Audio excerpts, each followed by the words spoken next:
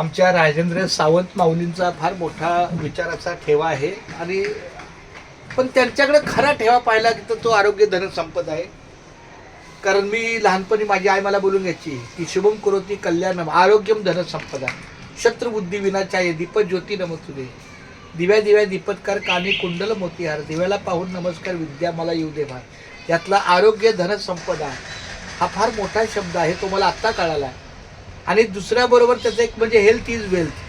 खरी संपत्ती कुणाची आहे तर ज्याच्याकडे आरोग्य आहे चांगलं तोच श्रीमंत आहे. खरी संपत्ती मिळवण्याचा पाठिंबा हा आमच्या माऊलींची अरे बाई. पॉझिटिव्हिटी माझ्या पाठीशी असते, त्यामुळे नाही, मी सतत- हमेशा सतत. हमेशा जोश हा म्हणजे एक आहे मला माझ्याकडे ना म्हणजे भरपूर सकारात्मकता आहे.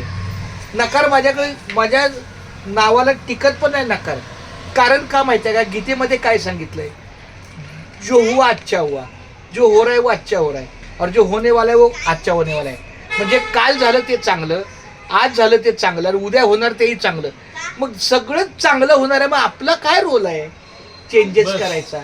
सर्व चालवणार सगळं छान चालेल म्हणून तर म्हणतात ना, चाले हे शरीर कोणाची या सत्ता कोण बोलविता हरिवीण.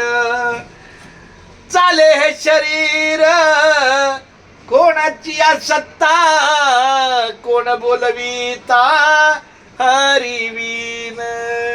तुका म्हणे ठेवा आहे सर्वहुनी, तुका म्हणे सोपे आहे सर्वहुनी, शहाणा तो धनी घेत असे.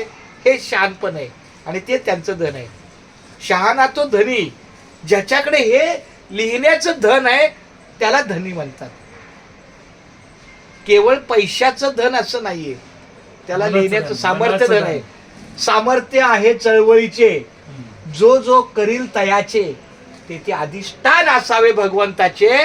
या माझ्या जागेला भगवंताचं अधिष्ठान आहे. खूप छान, धन्यवाद माऊली रामकृष्णारी. माऊलीच्या संपर्कात येऊन दोन शब्द बोलतो. ऐ शाबास रामकृष्णारी. आता सध्याच्या पिढीला हा आता सध्याच्या पिढीला तुम्ही पण दिसला पाहिजे ना माऊली. हा बोला ना. बघा ना माझा पुरस्कार बघा ना काय. हा, ते तर आहे. पुरस्कार ते हा वारकरी भूषण पुरस्कार आळंदीचा आहे. तर हे कसं आहे, आजकालच्या पिढीला काळाची गरज आहे आणि